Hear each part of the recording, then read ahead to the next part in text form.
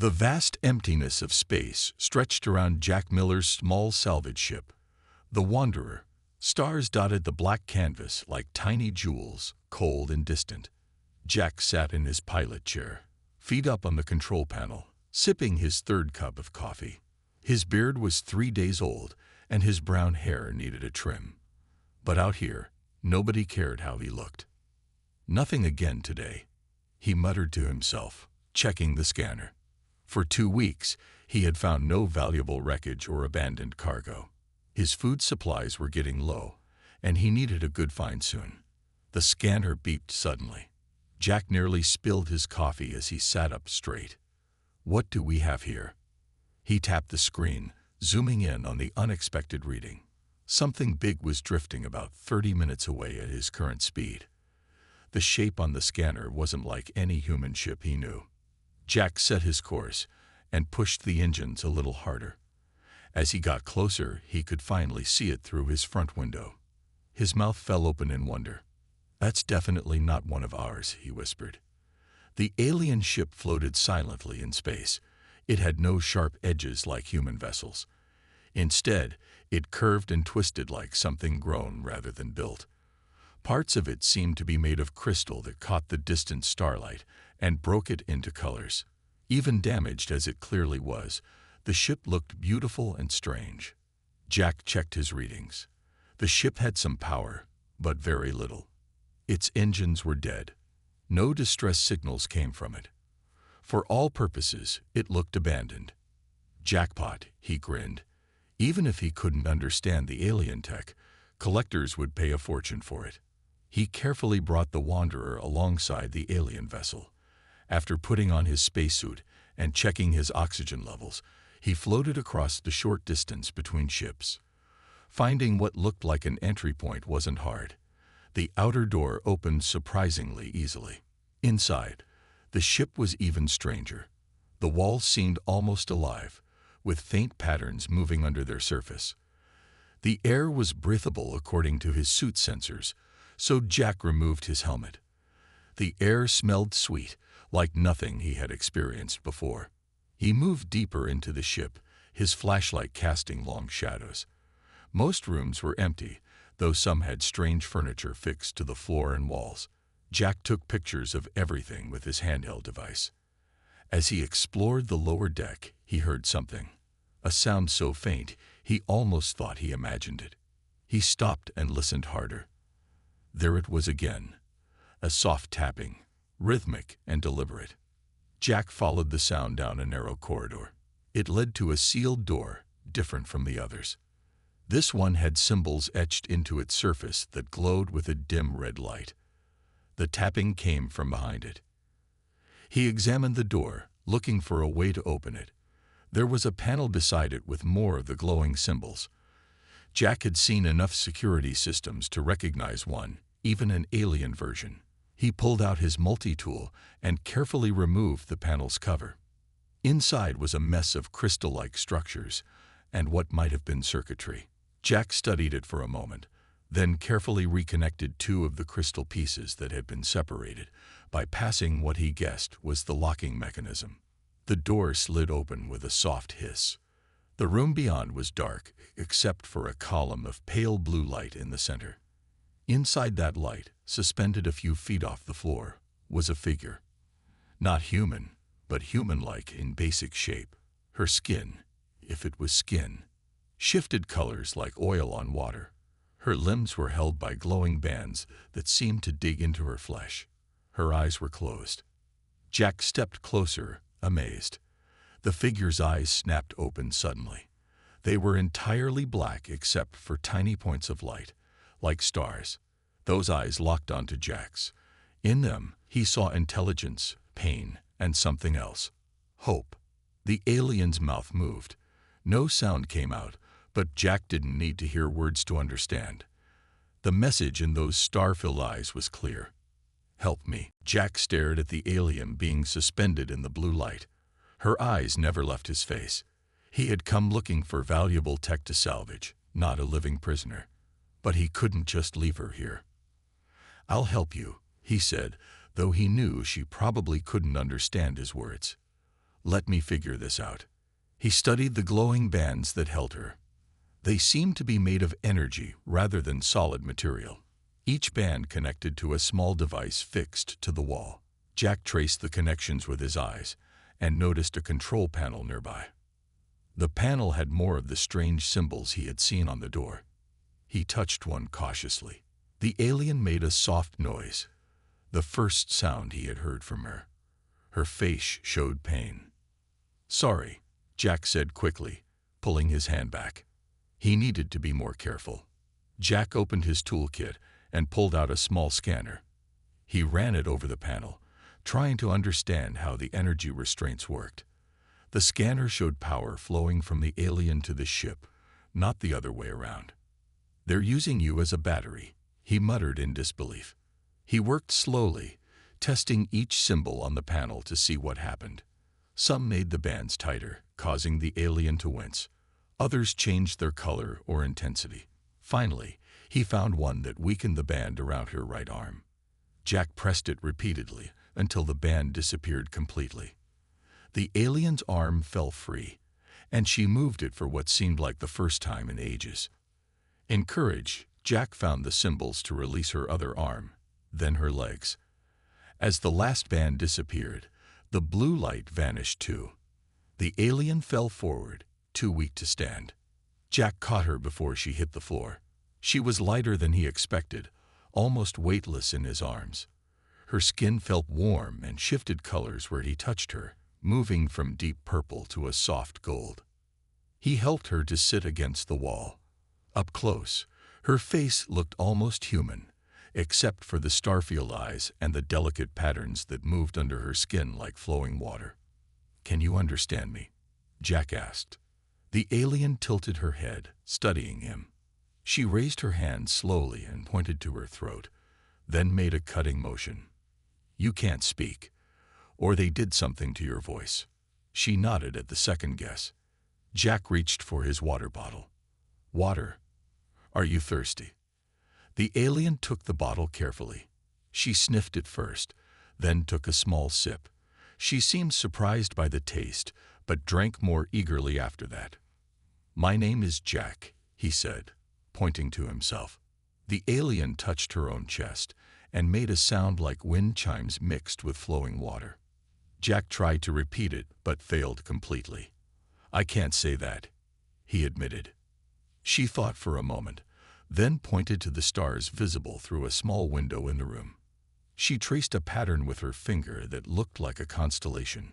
"Star," Jack guessed. She shook her head and traced it again. "Lyra." Jack remembered the constellation name from his basic navigation training. She nodded, accepting the name. "Okay, Lyra it is." Jack smiled. "Can you walk? We should get out of here." Jack helped Lyra stand. Her legs were weak, and she leaned heavily against him. They moved slowly toward the door. On the way back to his ship, Jack grabbed anything small that looked valuable, but he left most of the alien tech behind. Getting Lyra to safety seemed more important now than salvage. Once aboard the Wanderer, Jack helped Lyra to the small medical bed. She looked around his ship with clear curiosity, touching the human-made controls and materials as if they were as alien to her as her ship was to him. Jack found a notepad and pen. He handed them to Lyra and pointed to her, then made a writing motion. "Can you tell me what happened to you?" Lyra took the pen awkwardly, clearly unfamiliar with it. But her intelligence showed as she quickly figured out how to use it. On the paper, she began to draw. Not words, but pictures that would begin to tell their story. Jack watched as Lyra's drawings took shape on the paper. Her hand moved with growing confidence as she created detailed images. First, she drew herself among others like her, on what appeared to be a world with two suns.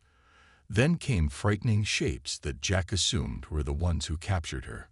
They had sharp angles where Lyra's people had curves, and their eyes were empty spaces on the page. "These are the ones who took you?" Jack asked, pointing at the angular beings. Lyra nodded. She drew more pictures showing her people being hunted, captured, and chained. She drew the ship where Jack had found her, and a whole fleet of similar vessels. On each ship, she drew small figures like herself, connected to the ships by lines that looked like the energy bands that had held her. "They use your people as power sources," Jack said quietly, "like batteries." Lyra's eyes dimmed. She added another drawing of the angular beings standing around something that looked like a map of stars. She pointed to a spot on the map, then to a small screen on Jack's control panel that showed their current position. Jack understood immediately. "They're coming back for you." As if her drawing had called them into being, the ship's alarm suddenly blared. Jack jumped to the controls and checked the scanners. 3 ships had appeared at the edge of sensor range, moving fast toward them. "We need to go," Jack said. "Now." He dropped into the pilot's seat and fired up the Wanderer's engines. Lyra pulled herself up from the medical bed and joined him in the cockpit, strapping herself into the co-pilot's seat. The ships behind them were unlike anything in Jack's database. They had the same organic crystal design as the abandoned vessel, but these were smaller and clearly built for speed. And they were gaining. "They're fast," Jack muttered, "but I bet they're not as nimble." He pointed the ship toward a dense asteroid field that floated between them and human space. Most pilots avoided such fields. They were death traps for the unwary. But Jack had worked as a salvager in worse conditions. Lyra's eyes widened as she understood his plan. She pointed urgently at the asteroids and shook her head. "Don't worry," Jack said with more confidence than he felt. "I've done this before." The Wanderer plunged into the asteroid field. Massive rocks tumbled around them, some as big as small moons. Jack's hands flew over the controls, making micro-adjustments to their course. A large asteroid passed so close to their left side that it scraped the hull, making a horrible screeching sound. Lyra gripped her seat but remained calm. She watched Jack work, her star-filled eyes taking in his every move. Behind them, the 3 ships followed into the asteroid field. Almost immediately, one of them misjudged its path and slammed into a spinning rock. The explosion lit up the darkness. "One down," Jack said grimly. The remaining 2 ships were more careful now, but still in pursuit. Jack wove through the asteroid field, using the larger rocks as cover. The Wanderer's engines strained under the constant adjustments. Lyra suddenly reached forward and touched the navigation display. She traced a path through the asteroids that Jack hadn't seen, a narrow but clearer route. "You sure?" Jack asked. Lyra nodded firmly. Her eyes seemed to glow brighter. Jack adjusted their course to follow her suggested path. The ship responded well, and they moved more quickly through the field. Behind them, their pursuers struggled to keep up. As they neared the edge of the asteroid field, one of the pursuing ships took a risk to catch them, accelerating through a gap too small for its size. A glancing blow from an asteroid sent it spinning out of control into the path of the final pursuer. The 2 ships collided in a brilliant flash. Jack and Lyra emerged from the asteroid field alone. The way to human space was clear. Lyra's skin had turned a brilliant blue. She made a sound like quiet laughter and touched Jack's shoulder gently. "We did it," Jack said, allowing himself to relax slightly. "But they'll send more. We need to get to somewhere safe." Lyra pointed to the stars ahead, where the human outpost Sierra Station orbited a gas giant. It was the nearest human settlement, a small mining and trade hub. "Good idea," Jack agreed. "We'll find help there." As the Wanderer cruised toward Sierra Station, Jack wondered what he would tell the authorities. He glanced at Lyra, who was now examining the ship's star charts with intense interest. Something told him that his simple salvage mission had just become the beginning of something much bigger than he had ever imagined. Sierra Station grew larger in the view screen as the Wanderer approached. The space station looked like a metal wheel spinning slowly around a central hub. Ships of various sizes docked along its outer rim, while bright lights glowed from hundreds of windows. "Sierra Station, this is salvage vessel Wanderer requesting emergency docking," Jack said into the comm system. Static filled the channel before a woman's voice answered. "Wanderer, this is Sierra Station. State the nature of your emergency." Jack hesitated, looking at Lyra. How could he explain her? I have a passenger who needs medical attention, and we may have hostiles on our tail. A pause. Then, approach docking bay 7. Security will meet you there. As they neared the station, alarm lights suddenly flashed across the control panel. 3 ships had appeared on the long-range scanners, larger than the ones they had escaped in the asteroid field. They found us, Jack muttered. Lyra's skin paled to a silvery white. She pointed urgently at the station, then made a pushing motion away from it. We can't run again, Jack said. We need help. The comm system crackled to life again. Wanderer, we're detecting multiple unidentified vessels approaching at high speed. Are these your hostiles? Yes, Jack replied. They're after my passenger. She escaped from them. They're slavers. It wasn't the whole truth, but it was close enough. Understood. Dock immediately. We're activating defenses. Jack guided the Wanderer into the docking bay just as Sierra Station's warning sirens began to wail. The moment they landed, the bay doors closed behind them.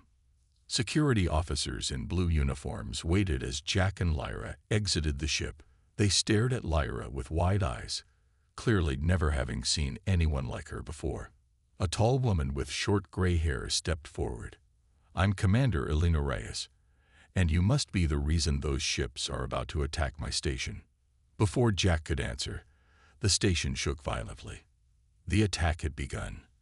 We need to get to the command center, Elena said. Now. They rushed through corridors filled with people running to emergency stations. In the command center, screens showed the 3 alien ships firing strange energy weapons at the station's shields. Our shields are failing, a technician reported. They're using some kind of energy weapon we've never seen before. Lyra stepped forward, her eyes fixed on the screens. She pointed to herself, then to a small auxiliary control panel. What does she want? Elena asked Jack. I think she wants to help, Jack replied. She understands their technology. Elena hesitated, then nodded. Let her try. We're running out of options. A security officer unlocked the panel for Lyra.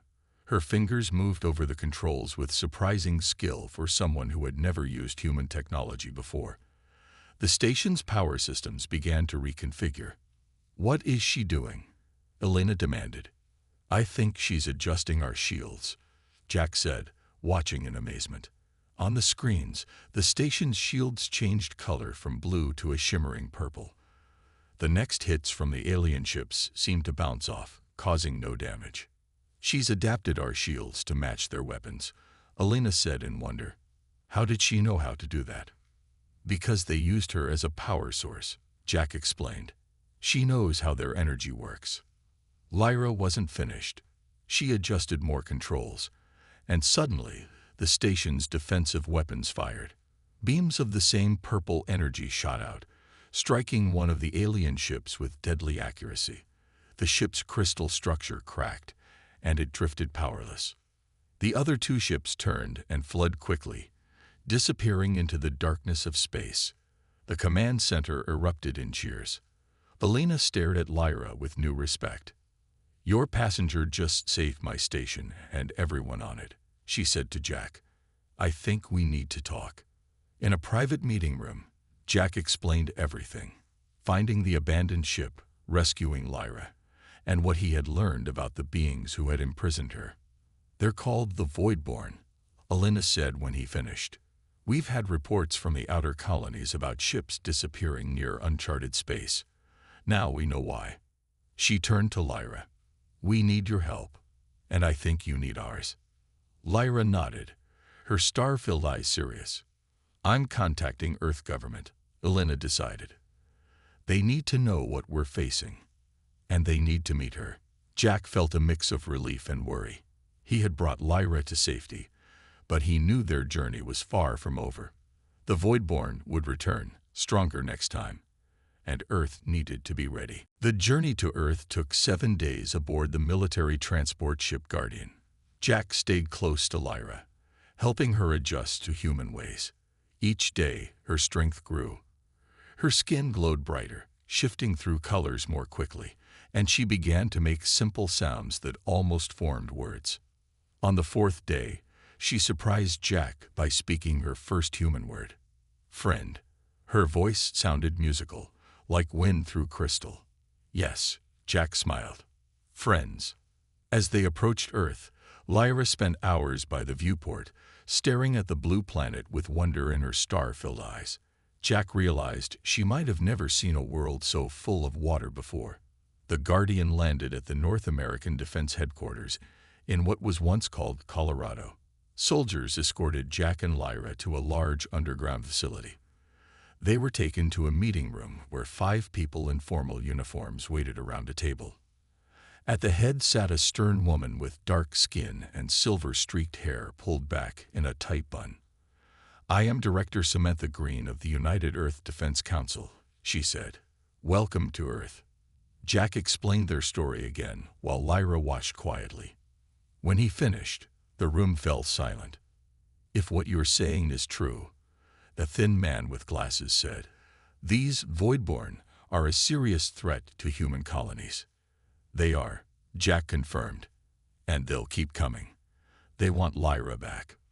Then perhaps we should consider returning her, suggested another council member, a woman with cold eyes, to protect our own interests. Jack stepped in front of Lyra protectively. She's not a thing to be given back. She was their prisoner. They were using her like a battery. Director Green raised her hand for silence. No one is suggesting we return her to captivity, but we must consider all options for Earth's safety. She looked directly at Lyra. Can you communicate with us directly now? Lyra stepped forward.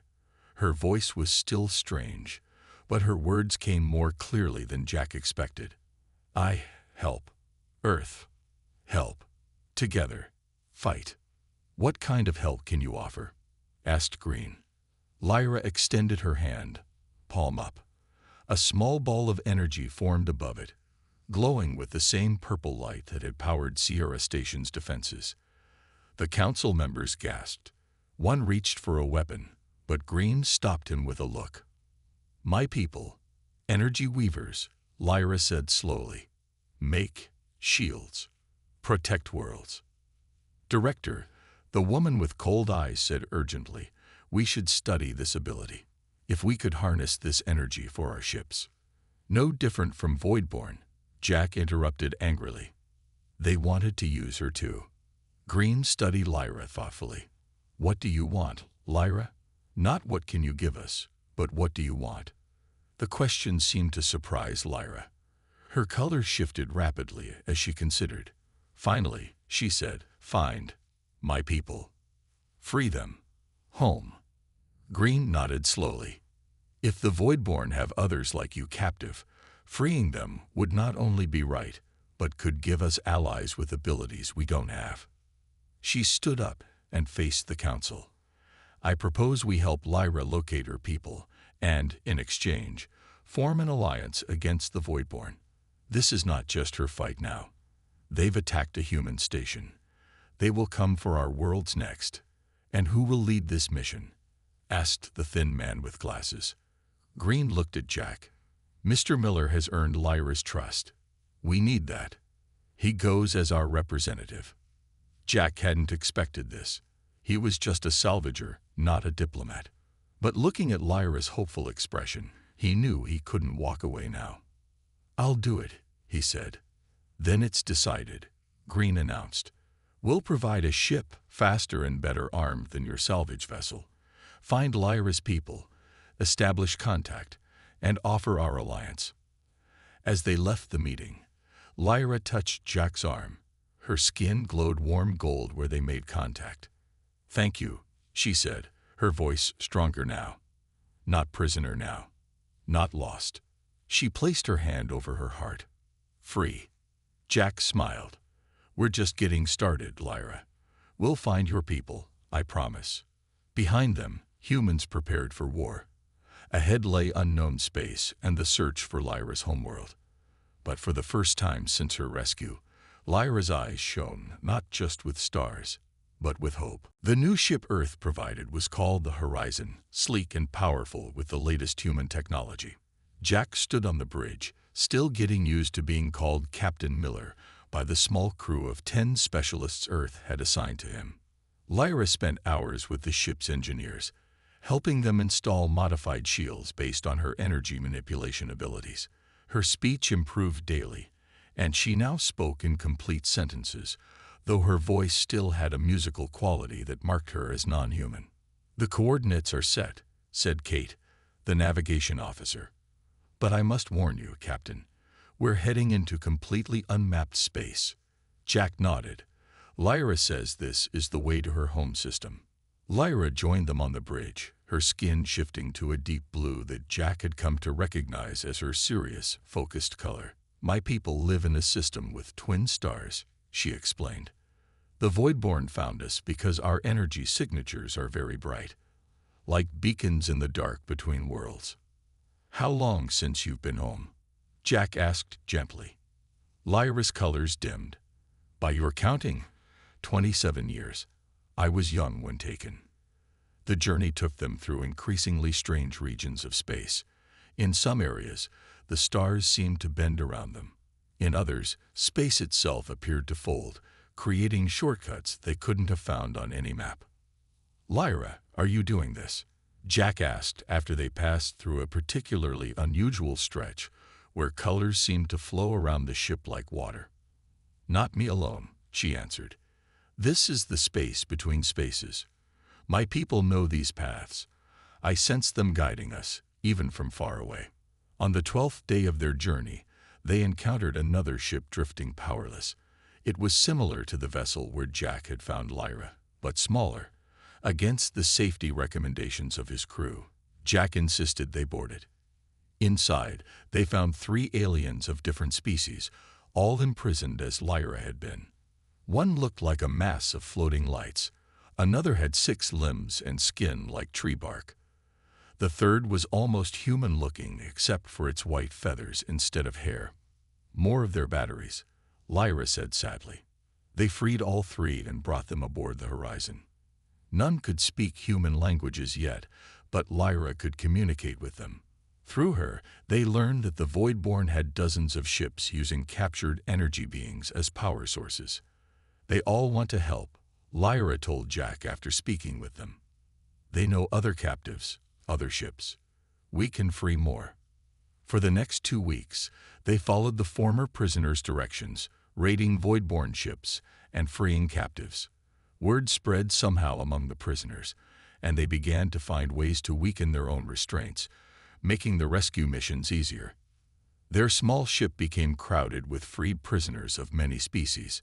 Some stayed to help, others left in small groups to find their own worlds, but all promised to stand with Earth and Lyra's people against the Voidborn. Finally, they approached a region of space where the sensors showed unusual energy patterns. Lyra's skin glowed almost too bright to look at. "Home," she whispered. "We are close." But as they emerged from a jump point, Jack's heart sank. Before them hung a massive Voidborn station, surrounded by dozens of their ships. Beyond it, barely visible, was a beautiful world orbiting twin stars. "They found your homeworld," Jack said quietly. Lyra pressed her hand against the viewport. "Yes, they have made it their harvesting ground." Her voice was steady despite the pain in her eyes. "My people are there, Jack. I can feel them. Many still live, but they are chained, as I was." Jack looked at the assembled freed prisoners who had chosen to stay and fight. They numbered barely 30 against what appeared to be a Voidborn fleet. "We can't fight them all," Kate said, voicing what everyone was thinking. "No," Lyra agreed, "but we don't have to." She turned to face them all, her skin now a brilliant white gold. "My people are strong. They only need a spark of hope to break their chains. We are that spark." One of the other freed prisoners, the one with 6 limbs, stepped forward. "My species knows war. We will fight." The mass of floating lights pulsed in agreement. Jack looked at the determination on all their faces, human and non-human alike. He thought about how far they had come from the moment he had found Lyra chained and alone. Then we fight, he decided, not to destroy them all, but to create an opening, to bring hope. He turned to Kate. Send a message to Earth. Tell them we found Lyra's world, and we're going in. We need a plan, Jack said, gathering everyone in the Horizons meeting room. We can't just attack directly. Lyra stood beside him, her skin pulsing with determination. The Voidborn have a central harvesting station, she explained, pointing to the holographic display of her homeworld. It connects to all the energy chains. Break that, and my people can free themselves. The six-limbed warrior, who called himself Krath, spoke next. We need a distraction, something to draw their ships away from the station. And we need to get a message to your people, Jack added, looking at Lyra. Let them know help is coming. They worked through the night, planning their attack. By morning, everyone knew their part. It was risky, but it was their only chance. As the Horizon approached the edge of the system, Jack gave the order. Start broadcasting on all frequencies. Lyra stepped up to the communication panel. She sent out a message in her native language, a beautiful series of musical notes that seemed to make the air vibrate. Then she added in English, to all who have been chained and lost, help is coming. Prepare to break free. The response was immediate. Several Voidborn ships broke away from the station and moved to intercept them. They took the bait, Kate said. 6 ships approaching. Jack nodded to Krath, who led a team of freed prisoners to the small fighter ships they had prepared. Remember, you just need to keep them busy. Don't try to win. Krath's fighters launched, drawing the Voidborn ships into a chase away from the station. The Horizon, using the cloaking technology they had developed from studying Lyra's energy manipulation, slipped past the remaining guard ships. We're in position, Jack announced as they reached the dark side of Lyra's world, hidden from the harvesting station. Lyra, are you ready? Lyra stood in a special chamber they had built, surrounded by the other energy-manipulating beings they had rescued. We are ready. Together, they began to glow, pooling their power. A beam of pure energy shot from the Horizon, not toward the station, but toward the planet below. It struck the surface and spread like lightning across the globe. Through the ship's cameras, Jack watched as points of light began to appear on the planet's surface. First dozens, then hundreds, then thousands. It's working, he whispered. They're breaking free. On the planet below, Lyra's people were receiving her energy signal. Like a key turning in a lock, it showed them how to break their chains. As each one freed themselves, they joined their power to the signal, helping others break free too. The Voidborn noticed too late. The harvesting station began to shake as its power source rebelled. Energy chains snapped across the planet. Lights flickered on the station as systems failed. Now we hit the station, Jack ordered. All weapons. The Horizon decloaked and fired everything they had at the harvesting station's control center. The freed fighters led by Krath returned, joining the attack. But the greatest damage came from below, as thousands of newly freed energy beings on the planet directed their power upward. The station cracked like an egg, dark pieces falling away. The remaining Voidborn ships, suddenly without their power supply, drifted helplessly or retreated. When it was over, Jack stood at the viewport watching as Lyra's people rose from the planet's surface, thousands of glowing forms floating up to meet them. The Horizon's airlock opened to admit a delegation of Lyra's people. They looked similar to her, but with subtle differences in the patterns on their skin and the colors they glowed. An elder among them approached Lyra and touched foreheads with her in what seemed like a greeting or blessing. Then, surprisingly, the elder turned to Jack and bowed deeply. The human who freed our daughter, the elder said in halting English, who then helped free us all. Our world is yours to visit always. Lyra took Jack's hand. Her skin, where they touched, turned to a warm gold. My people want to thank Earth too. They will send representatives. The alliance against the Voidborn will grow strong. They'll be back, Jack said, thinking of the void-born ships that had escaped. Yes, Lyra agreed, but they will find us ready. Not chained, not lost, but free and united.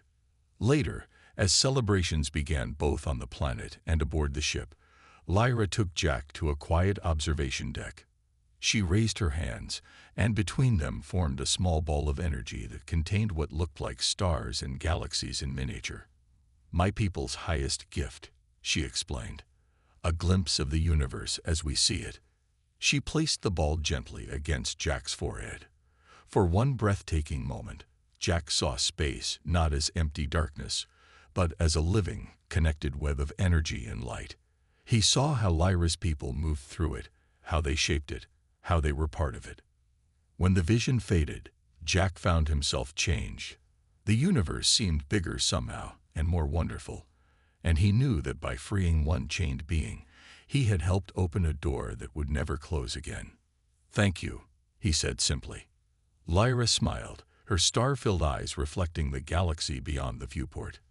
"No, Jack Miller. Thank you for seeing me as someone to save, not something to use. That is the difference between humans and the Voidborn. That is why we will win."